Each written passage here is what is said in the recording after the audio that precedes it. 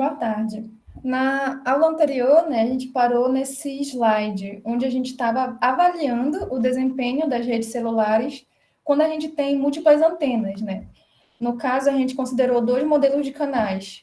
Um canal que seria LOS, que é Line of Sight, né? E ele tem aqui a resposta do array, né? Que cada antena está espaçada com a mesma distância, né? Que a gente chama de DH, que vai estar um pequeno atraso de tempo em cada uma delas, mas vai ser correlacionado esse canal em cada uma delas, né? Vai ser o mesmo ganho, só as fases que vão ser diferentes. E o outro canal que a gente considerou foi o nosso, no cenário N-LOS, né, que é quando não tem a linha divisada, e a gente está num cenário que é de rico espalhamento, e esse espalhador está próximo da nossa base station, que faz com que a gente tenha uma experiência de um Rayleigh descorrelacionado, né? Em que não importa qual vai ser a direção que o nosso sinal vai estar chegando, vai ser descorrelacionado os sinais que estão chegando nessas antenas, em cada elemento de antena, né? Ou seja, pode vir de qualquer direção, apesar de estar vindo dessa direção principal do nosso usuário, os espalhadores fazem com que ele chegue a qualquer ângulo nesse nosso sinal.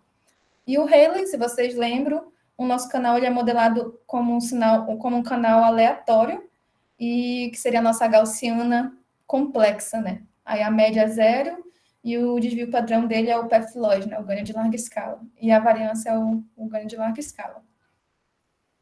Então, a gente verificou o desempenho das redes celulares considerando o maximum ratio. Não sei se vocês lembram, mas o maximum ratio, a gente utiliza o nosso combine, né, igual ao nosso canal.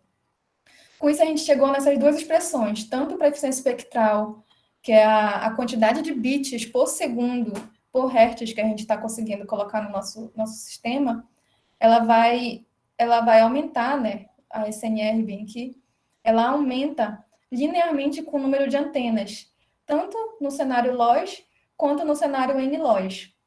E esse que é o que a gente chama de ganho de arranjo de antenas, né? Que é quanto mais antenas a gente coloca, maior fica a nossa SNR e, consequentemente, a nossa eficiência espectral, né? Que é log na base 2 de 1 mais o nosso termo de SNR. Então, nessa figura é onde a gente compara a nossa eficiência espectral média em relação ao número de antenas na base station, né? Nos diferentes modelos de canal que a gente considerou. E o que acontece é que o nosso canal N-LOS, mesmo ele sendo aleatório, ele consegue ter um comportamento muito parecido com o cenário do nosso canal LOS, que é um canal determinístico, né?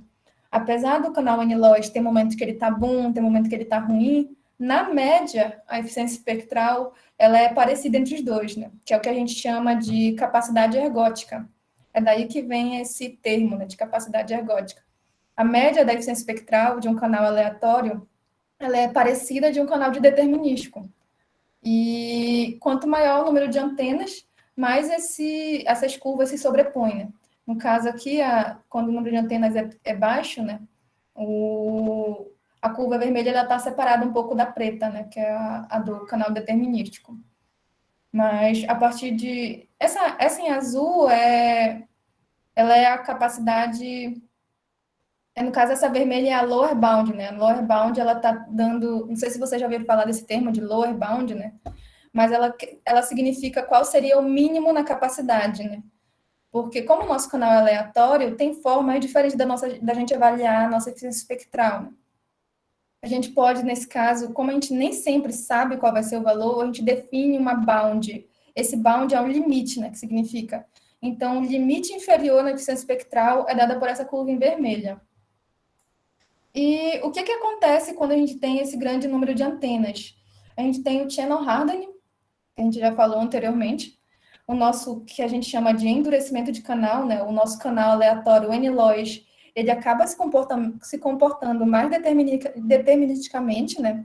Já que a gente tem a diversidade espacial, que é parecido com o que a gente fez na primeira aula que a gente mostrou na primeira aula de quando a gente cria um ganho de diversidade, né? Que a gente tenta compensar os efeitos dos fadings. Então, o channel hardening, ele tenta levar essa compensação a um nível mais elevado, né? Ele compensou tanto o fading que o nosso canal está ficando quase determinístico. Apesar dele ser aleatório, ele está quase determinístico, ou seja, ele não varia muito em relação à média dele.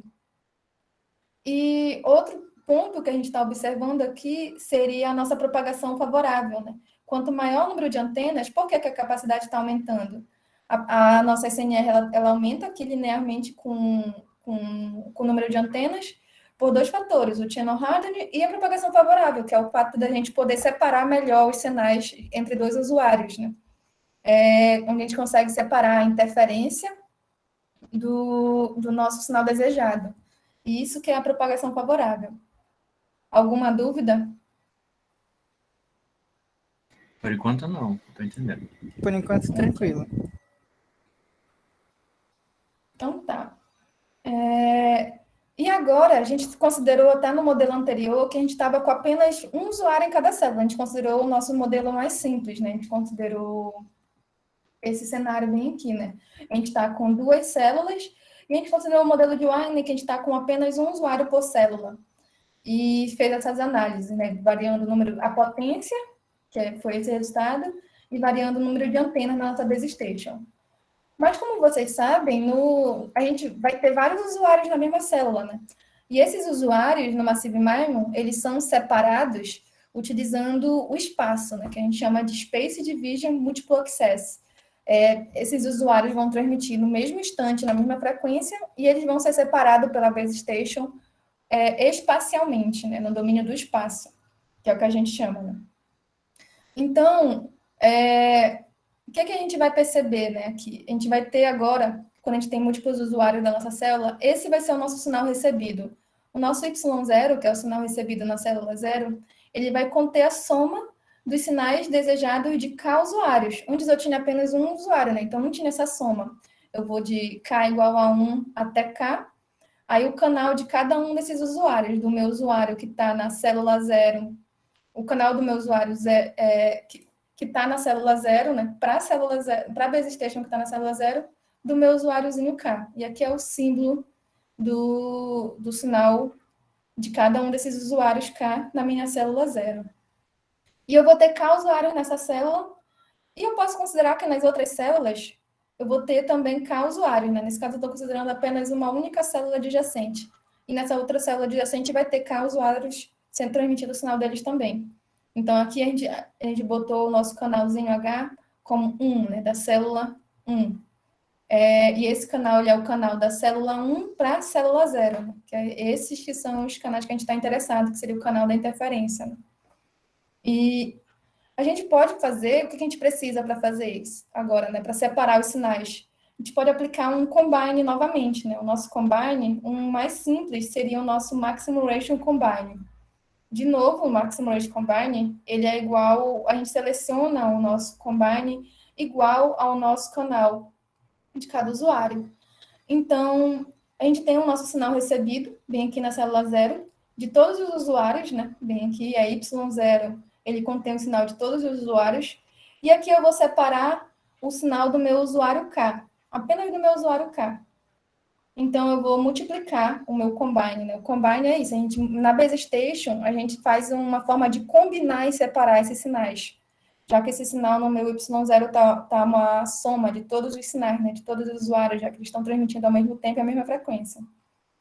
E aqui eu vou multiplicar cada um desse termo do meu sinal recebido pelo meu combine, que ele é igual a esse H bem aqui, né? E eu vou fazer isso para cada um desses termos. O meu sinal desejado, já que eu estou considerando o meu usuário K, ele vai ser... eu posso separar dessa soma bem aqui, né? Aqui eu estou indo de K igual a 1 até o Kzão, né? Então, eu posso selecionar apenas o sinal do sinal desejado que eu chamei aqui de K, né? E os outros sinais, bem aqui, vão ser os interferentes. Os usuários que estão naquela célula, que não sou eu, né? Que não sou o K, eles vão ser uma nova interferência, que agora é uma interferência dentro da célula. Antes eu só tinha uma interferência do sinal vindo de outra célula, né? Que é essa soma aqui. E aqui eu vou ter tanto o meu sinal desejado, o sinal da interferente na mesma célula, sem contar eu mesma, né? E aqui são os sinais de todas as outras células. E bem aqui seria o nosso ruído. Tudo bem?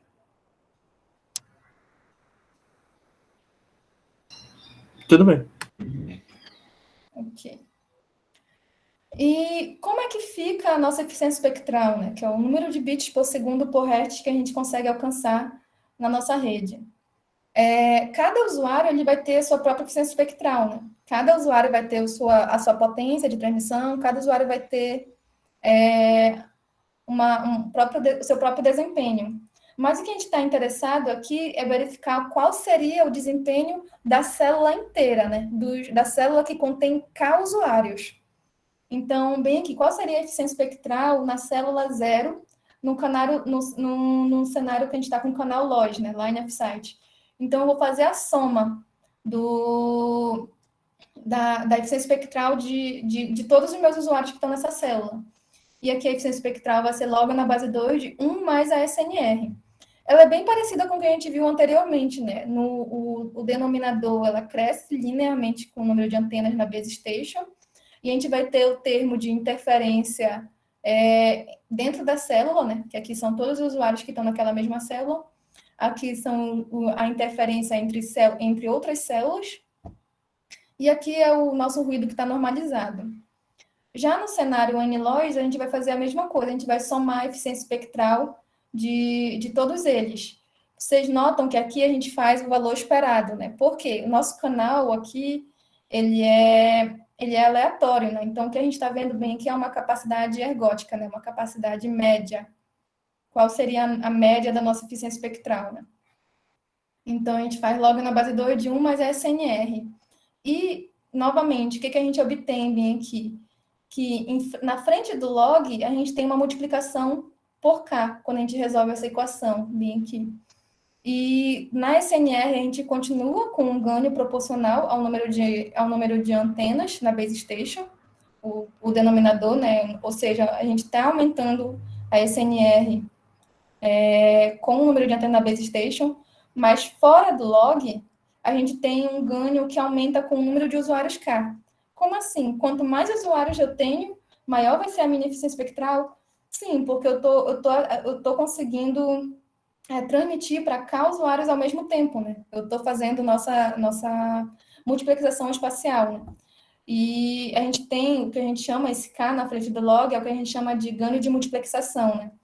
Ou seja, a gente está na célula, a gente vai ter uma eficiência espectral maior. Não quer dizer que necessariamente no Massive MIMO a gente vai ter uma eficiência espectral alta para cada usuário. Não, o objetivo é a gente poder servir vários usuários e a gente verificar que a gente consegue obter um ganho de multiplexação. Quanto mais usuários a gente serve, mais a gente consegue obter um ganho linear na nossa eficiência espectral, né? Quando a gente aumenta o número de antenas, a gente tem um ganho linear na SNR e um ganho logaritmo na eficiência espectral. E aqui não, quando a gente serve mais usuários utilizando multiplexação espacial, a gente tem um ganho linear na eficiência espectral. E isso na soma da eficiência espectral, né, que é a soma de todos os usuários. Então, como é que a gente verifica isso utilizando graficamente, né? Comparando esses diferentes modelos, né? Nesse gráfico, bem aqui, a gente tem a média da eficiência espectral, considerando o nosso Maximum Ratio Combine, que é o mais simples, né? O Combine Maximum Ratio, ele vai ser o próprio canal. E a gente verifica que agora sim a gente tem uma grande diferença entre o cenário LOS e o cenário N-LOS.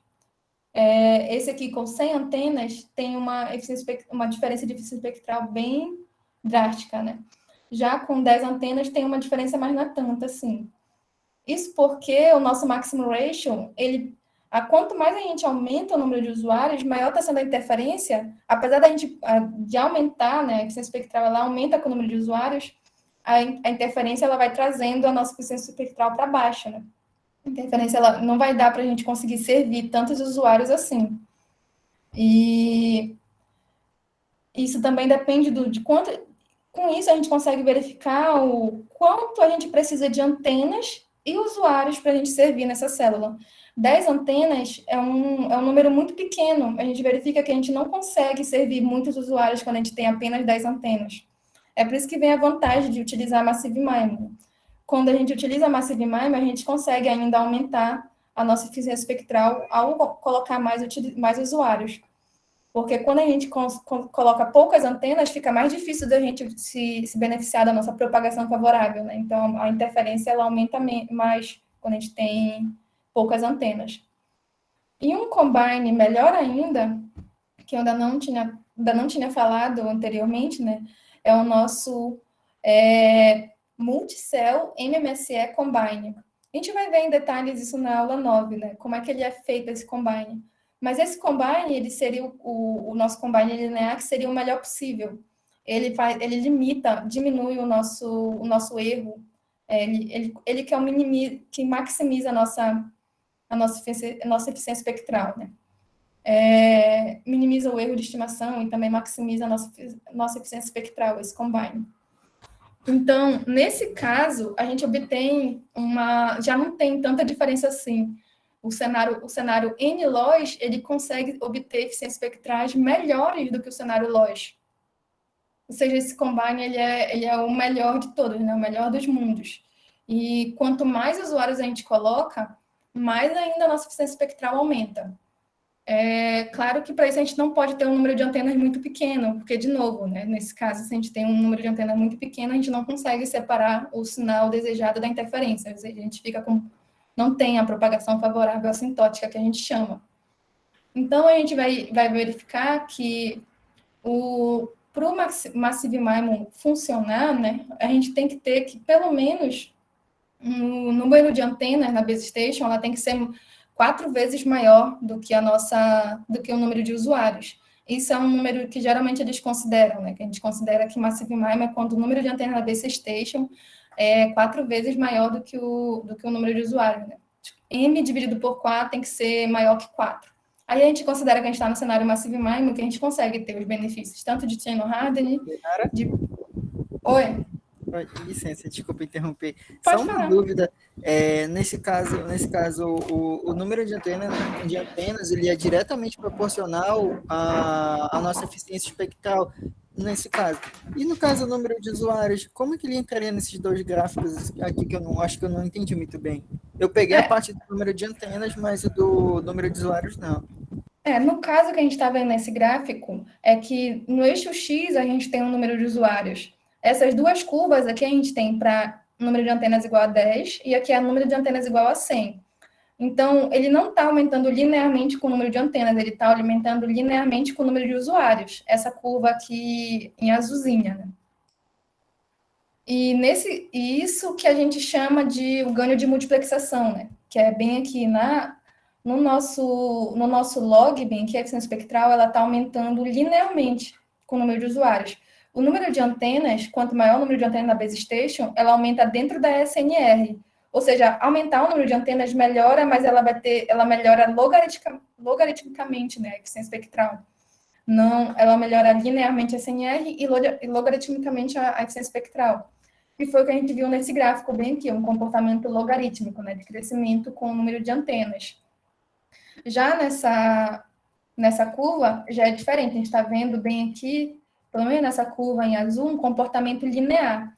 Mas esse comportamento linear só ocorre também se a interferência não for muito alta, né? Ou seja, quando a gente tem poucas antenas, que a gente também já não tem os benefícios da propagação favorável, não adianta colocar mais usuários, porque eles vão interferir entre si, e no caso, a eficiência espectral de cada usuário vai ficar muito baixa. Então, a gente não conseguiria aumentar a eficiência espectral da célula total, né? Já quando a gente tem um número de antenas razoável, né, que 100 bem aqui, 100 dividido por 20 daria 5, né? Não, 5, acho. Tô meio confusa hoje, mas é 5.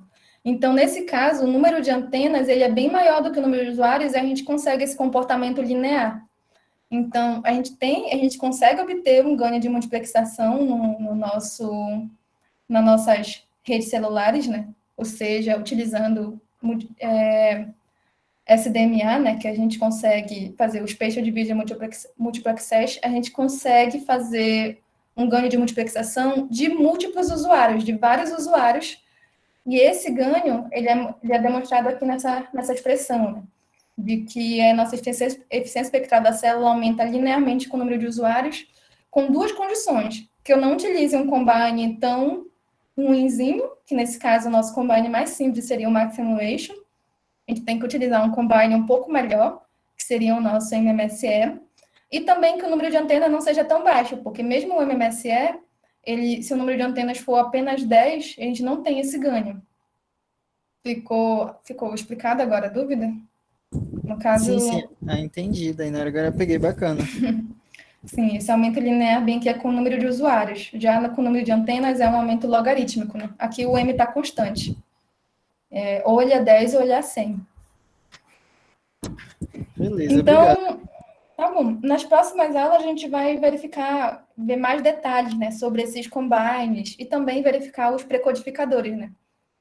Mas nas próximas aulas, isso aqui é só mais uma motivação, né? Uma introdução ao Massive Mining, que a gente consegue obter o ganho de arranjo, né? Com mais antenas, a nossa SNR aumenta logaritmicamente com o número de antenas, e a gente consegue o ganho de multiplexação, que é a eficiência espectral da célula, né? A soma da eficiência espectral em cada célula, ela aumenta linearmente com o número de usuários, caso a gente tenha um número de antenas bem maior que o número de usuários, né? Aí a gente consegue esse ganho de multiplexação. O nosso combine seja um bom combine, né? Aqui, mesmo com o Maximulation, né, a gente não tem um ganho tão expressivo em relação ao LOS, né? Ele já perde para o cenário LOS. Mas já quando o combine ele é interessante, ele ganha até mesmo do melhor caso, né? Que é o caso determinístico, que seria um canal conhecido. Ou seja, um canal que é aleatório, varia imprevisivelmente, né? Que ele é um canal gaussiano, que a gente está considerando bem aqui, um Rayleigh descorrelacionado. Ele pode ter um desempenho melhor do que um cenário determinístico. E aqui que a gente consegue observar, no caso, a fração, né? Que a gente estava vendo. Quando é que a gente considera que a gente está operando em Massive Mining? Como a gente viu na figura anterior, o melhor caso de combine linear era o MMSE, né? E a gente vai considerar com um combine que é não linear, que é quando a gente utiliza, até esqueci o nome, mas dirty paper, uns códigos que já não têm um processamento linear, né? Já vai ser um processamento mais complexo. E qual seria, no caso, se tem muita diferença entre um combine linear e um não linear, né? Nesse caso, vai depender de quantos usuários e quantas antenas a gente está considerando. Se a gente tem, por exemplo, que a razão entre o número de usuários e o número de antenas, M, e o número de usuários, K, é 8, a gente verifica que a diferença entre um combine linear e um não linear, que ele está fazendo a razão entre o linear e o não linear, né? Então, se eles forem muito próximos, vai dar próximo de 1, né? Se eles forem parecidos, né? O desempenho do linear com o não linear. E quanto maior essa razão, maior é o desempenho do nosso combine linear, né? Com essa razão igual a 8, a gente não tem tanta diferença assim em relação ao linear com o não linear. Agora, se for o número de antenas em relação ao número de usuários 1, a gente verifica que utilizar um combine não linear, um combine linear, ele teria muitas perdas, né? Um não linear, ele conseguiria um desempenho bem maior, né? Que essa razão ela já está próximo de 0,7, né? Ou seja, então, no Massive Mining, uma das características dele é tentar utilizar um combine linear, porque um combine linear ele teria uma complexidade menor, seria mais fácil de implementar. Mas para ele ter uma vantagem em relação ao não linear, apesar de já ser a vantagem de ser mais fácil de implementar, ele também teria que ter uma vantagem em termos de desempenho, né? Então, esse desempenho, ele só é vantajoso quando a gente tem uma razão entre o número de antenas e usuários que não seja tão baixa, né? Nesse caso, 8 ou 4. Como eu falei para você, geralmente, Massive Mining a gente considera quando o número de antenas, a gente considera essa opção aqui da curva preta, né? Que já é um cenário que a gente considera para o Massive Mining. Alguma dúvida desse gráfico? Eu tenho uma dúvida, Dainara. Com relação a essa relação, nessa razão aí de número de antenas pelo número de usuários, é por cada base station, seria isso? Sim. Ah, sim. Nos nossos modelos, a gente considera um modelo que é um pouco mais simples, né? A gente considera que todas as base stations elas vão ter um número de antenas M e todos os nossos os usuários vão ser, em cada base station, vão ser K, né? Vão ser iguais. Mas existem cenários que são... Então a gente está interessado, no caso, de uma única base station, né? No caso. Mas a gente pode considerar que para as outras base stations vão ser os mesmos valores. Entendi, é porque eu estava pensando, né, na quantidade de usuários que a gente vai ter que cobrir, né? E aí, consequentemente, para ter um desempenho melhor, teria que ter um número de antenas muito elevado, se fosse muitos usuários, né? Nesse caso, se aumenta a questão da quantidade de base station, né? Isso, a gente aumenta, no caso, o número de antenas, né? Para poder servir todos esses usuários. Claro que se o número de usuários for muito elevado, talvez não seja, não tenha como fazer numa única base station tanta antena assim, né? Que já aí seria tópico das aulas futuras, né? De como a gente obtém isso em um cenário distribuído também. Que aí a gente tem muitas antenas, mas estão distribuídas. Então é interessante, né? Essa razão de Massive MIMO, o número de antenas servindo os usuários tem que ser, essa razão, né? Tem que ser 4 ou 8 para a gente ter um ganho e poder utilizar um processamento linear.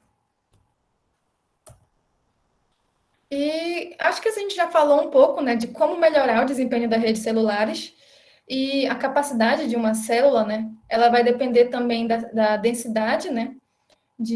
A capacidade total, né? Não só de uma célula, né? de uma área, né? Vai depender da densidade de células, né? Quantas células a gente tem naquela área, da eficiência espectral que a gente obtém em cada uma dessas células, no caso, bits por segundo por hertz em cada uma dessas células, e do espectro que a gente tem disponível, né? Da nossa largura de banda.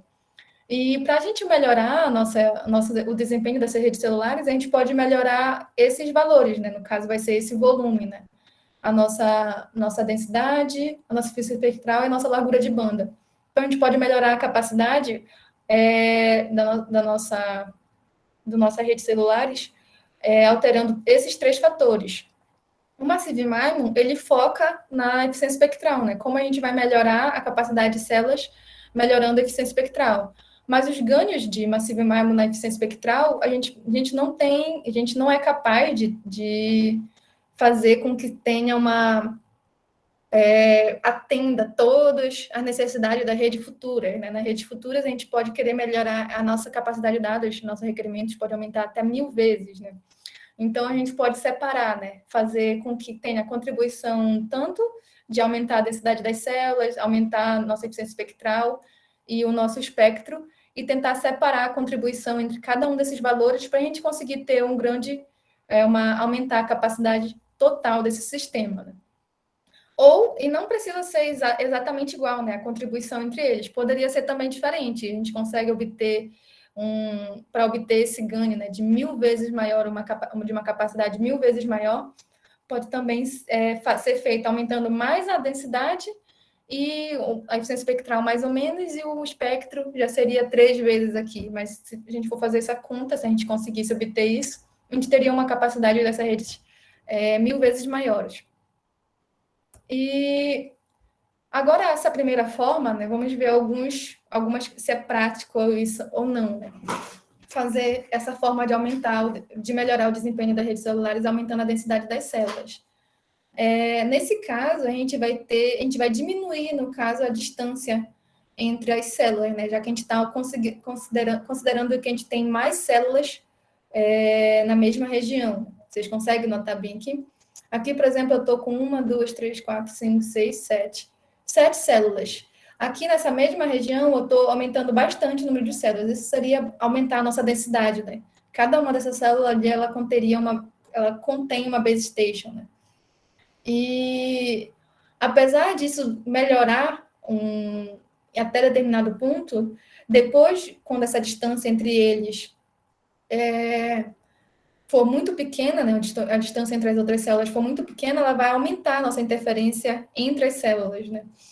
Então, no caso, alguns cenários, que já seria no caso o Wi-Fi, ele já é ele já é bastante denso. E no caso O problema, no caso, a gente tem para a camada de cobertura, né? Na camada de cobertura, que é, não sei se vocês lembram, a gente já falou na primeira aula, né? Tem a camada, tem o hotspot e tem a coverage tie, né? Hotspot tie, que seria nosso Wi-Fi, ele já é denso. E como é que a gente faz para aumentar mais a densidade na nossa camada de cobertura? Aí que esse seria o nosso problema, né? A gente aumenta nossos custos com a rede de transporte quando a gente aumenta a nossa densidade dessas células.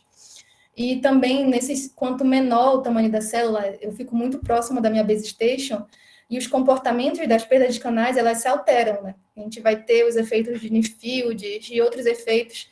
Então, até determinado ponto, a gente consegue aumentar a densidade das células, mas alguns problemas surgem, que seria justamente os nossos custos com a rede de transporte e também o comportamento do canal, quando a gente está muito próximo das base stations, elas são modeladas diferentes, né? No caso, a gente pode ter uma perda um pouco maior e aumentar um pouco mais a interferência.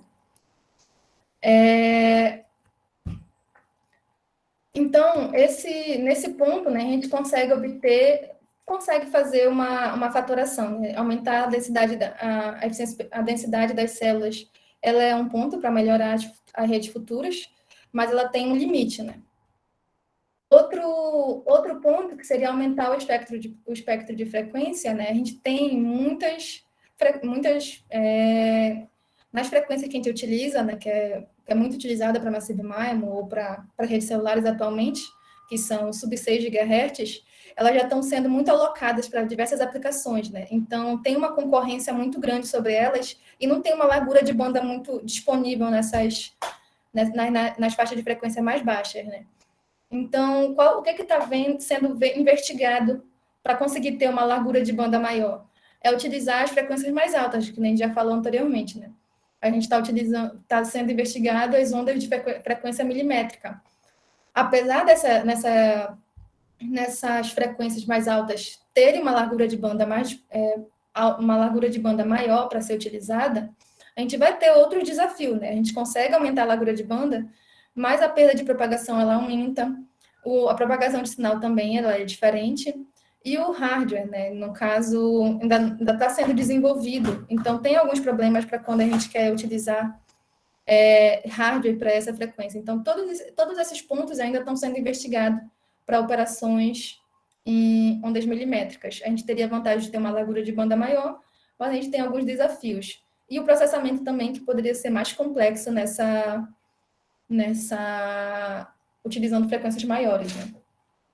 Então, ela é uma solução viável, poderia ser viável para hotspot tie, né, que é a Wi-Fi. Ela pode ser mais viável para essas soluções do que para coverage tie, né, que é coverage tie, a gente quer cobrir uma área muito grande com essa tecnologia. Então, como ela tem alguns problemas, alguns desafios, na verdade, não são problemas que eles estão sendo estudados como melhorar. Então, atualmente, né, ela está sendo mais investigada para o hotspot tie, né, para melhorar o desempenho dessa. E a outra forma seria utilizar, como a gente aumenta a nossa eficiência espectral, né? Como a gente viu, se a gente utiliza apenas uma única antena e aumenta a potência, né? Que a gente pode, uma forma de aumentar a eficiência espectral é aumentar a SNR, que seria aumentar a potência, a gente não consegue aumentar a eficiência espectral também, né? Por quê? A gente precisa aumentar muito a potência e o ganho na eficiência espectral ela é muito baixa, porque ela está dentro do logarítmico, né, do log na eficiência espectral. Então, é muito caro para aumentar. A gente poderia transmitir mais potência, mas cada duplicação na eficiência espectral requer 17 vezes mais potência. Ou seja, isso daí seria inviável, né? Por isso que a gente também utiliza como uma solução para aumentar a eficiência espectral, que seria o nosso ganho de arranjo de antenas. No cenário Massive MIMO, a gente utiliza aproximadamente, né? Nem sempre, né? 100 antenas, e com isso a gente consegue fazer transmissão simultânea para vários usuários ao mesmo tempo, né? No caso, que é o que demonstra nessa figura, né? Apesar dessa figura ser apenas uma ilustração, né? Nem sempre o beamform tem esse formato, né? Que eu já falei nas aulas anteriores, mas a gente faz sinais focados para cada usuário e consegue separar ele no espaço, né? Então, para finalizar, é possível alcançar 1000 vezes maiores capacidade nas redes celulares, de até 1000 vezes maior, Sim, se a gente consegue utilizar esses três pontos de forma conjunta, talvez aumentar a densidade das redes celulares, tem um ganho, pode aumentar até 10 vezes mais, aumentar a eficiência espectral, pode aumentar até 10 vezes mais, a 20 vezes mais a capacidade, e o espectro de frequência é 5 vezes mais. Com isso, a gente conseguiria, com a junção dessas tecnologias, a gente pode fazer com que melhore o desempenho das futuras gerações, né?